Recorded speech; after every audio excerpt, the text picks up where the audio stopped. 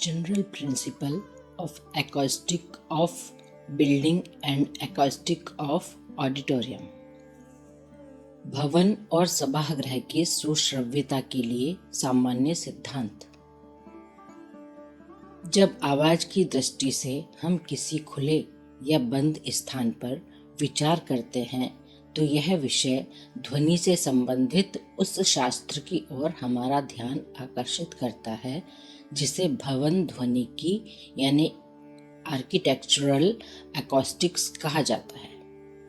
इसका अपना अलग शास्त्र है जिसमें ध्वनि की लहरों के साथ भवन की दीवारों और वायुमंडल के संपर्क का विज्ञान उदित होता है। कुछ लोगों की धारणा है कि इस संबंध में केवल पाश्चात्य जगत में ही विचार किया गया है, लेकिन मोहनजोदड़ो और हड़प्पा जैसी अनेक प्राचीन सबूतों के आधार पर हम कह सकते हैं कि प्राचीन काल में भारत में भी यह विज्ञान पूर्ण रूप से विकसित था। मंदिर, मठ, सभागृह, भवन, पाठशाला, रंगशाला यानी नाट्यगृह आदि का निर्माण उसी के आधार पर किया जाता था। सभागृह, प्रेक्षागृह, नाट्यशाला या रंगशाला उस स्थान को कहा गया है जहां कोई सभा आयोजित की जाए। अंग्रेजी में इन्हें थिएटर हॉल कहा जाता है। नाट्यशास्त्र के अनुसार 3 प्रकार के सभागृह बताए गए हैं: विकृष्ट यानी रेक्टेंगुलर, चतुरस्र यानी स्क्वायर, त्रयस्य यानी ट्रायंगुलर। प्राचीन समय में ऐसे थिएटर बनते थे जहां ध्वनि विस्तारक यंत्र नहीं लगाने पड़ते थे और मंच की ध्वनि पूरे सभागृह में अंतिम श्रोता तक पहुंचती थी। विभिन्न प्रकार की मिट्टी और रसायनों के लेप, बांस, जटा और कुश आदि के प्रयोग से प्राचीन नाट्यगृह आज के सभागृह से ध्वनि की विज्ञान की दृष्टि से किसी भी रूप से कम नहीं होते थे।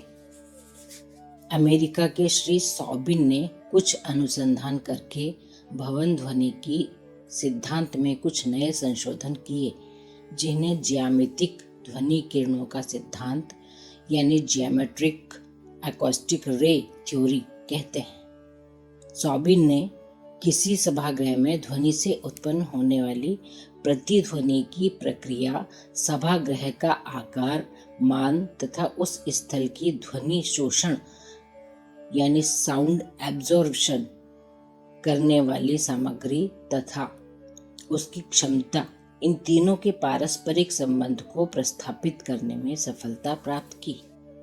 उनके अनुसार किसी भी सभागृह की श्रवण कसौटी उस सभागृह में उत्पन्न होने वाली प्रतिध्वनि के काल पर तथा उससे उत्पन्न होने वाली ध्वनि की तीव्रता यानी इंटेंसिटी पर निर्भर होती है।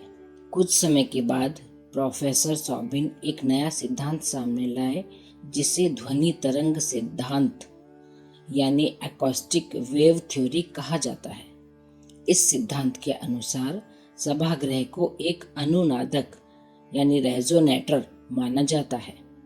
सभागृह का आकार, ध्वनि की तीव्रता यानी इंटेंसिटी, ध्वनि तरंगों का वेग यानी वेलोसिटी, स्थिर ध्वनि तरंग यानी steady state of sound waves या स्टडी वेव्स, अस्थिर या अल्पकालिक ध्वनि तरंग, श्रोताओं की संख्या, कुर्सियों या आसनों की व्यवस्था इत्यादि सभी चीजों का एक दूसरे से संबंध स्थापित करके ही आदर्श सभागृह की स्थापना होती है। भाषण या व्याख्यान की प्रतिध्वनि का आदर्श काल 0.5 से 0.9 सेकंड होता है। नाटकों के लिए यह 1 सेकंड और संगीत कार्यक्रम के लिए 1 से 2.5 तक हो सकता है। इस दृष्टि से अलग अलग सभागृह होने चाहिए और यह संभव नहीं है।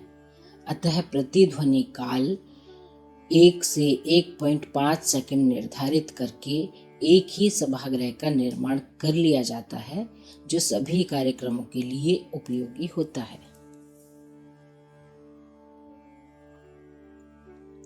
सभागृह की रचना के लिए कुछ नियमों को ध्यान में रखना आवश्यक है।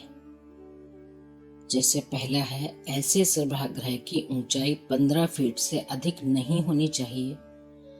दूसरा नियम है, दीवारों को पर्दों से ढकना आवश्यक होता है। तीसरा, बाहर की आवाजें व्यवधान उत्पन्न न करें, इसके लिए गैलरी तथा उससे जुड़े कुछ कमरों की ध्वनि तीव्रता 15 से 20 डेसिबल तक होनी चाहिए। चौथा, ध्वनि की तीव्रता इतनी हो जिससे गायक और श्रोता के बीच पर्याप्त ऊर्जा का प्रभाव बना रहे। पांचवा, स्पष्टता ठीक रहे ताकि एक के पश्चात दूसरे स्वर के उत्पन्न होने पर उसका श्रवण भी अलग और स्पष्ट सुनाई दे। छठा है, पर्याप्त संतुलन रहे ताकि अलग अलग वाद्यों का श्रवण कमरे में निश्चित दूरी तक पहुंच सके। सातवां है, पर्याप्त ध्वनि सम्मिश्रण यानी ब्लेंडिंग, अर्थात अनेक वाद्यों की ध्वनि का प्रभाव सम्मिलित रूप से सुनाई पड़े, न कि उनमें बिखराव हो। आठवां है, अनावश्यक तथा कष्टप्रद प्रतिध्वनि या गूंज यानी इको उत्पन्न न हो। नवां है, पर्याप्त अनुरणन समय का मान होना चाहिए। 10वां है, आवश्यकता अनुसार अनुनाद होना चाहिए। 11वां है, भवन की सीमाएं साउंड प्रूफ होनी चाहिए। और 12वां है, सभागृह में कोई भी स्थान पर ध्वनि केंद्रित नहीं होनी चाहिए और सभागृह में कोई स्थान ऐसा भी न हो कि जहां ध्वनि की प्रबलता ज्यादा ही कम हो जाए।